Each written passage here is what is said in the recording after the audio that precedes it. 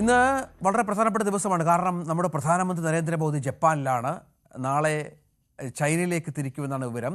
India നേരിടുന്ന വലിയൊരു പ്രതിസന്ധിയുണ്ട് അമേരിക്കയുമായി ബന്ധപ്പെട്ട്, തീരുവയുമായി ബന്ധപ്പെട്ട്. ഇത് പരിഹരിക്കുക ഈ യാത്രകളുടെ പ്രധാന ലക്ഷ്യമാണ്. നമ്മുടെ ഒരു പ്രധാനപ്പെട്ട സെഗ്മെന്റിലേക്ക് ആദ്യം പോകാം. Viral cuts.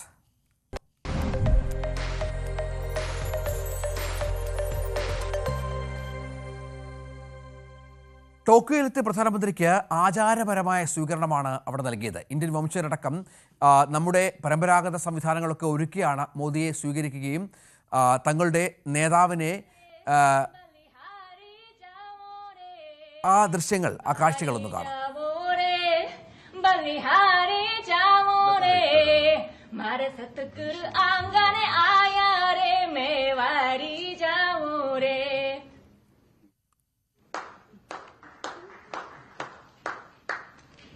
ജപ്പാനിലേക്ക് സ്വാഗതം.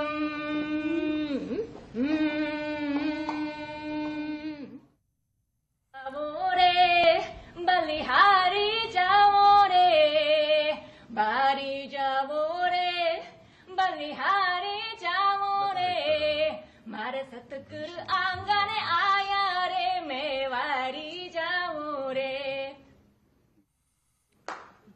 ടോക്കിയോയിൽ വലിയ സ്വീകരണം മോദിക്ക് ഒരുക്കി. നമ്മുടെ ആ രണ്ടാമത്തെ വൈറൽ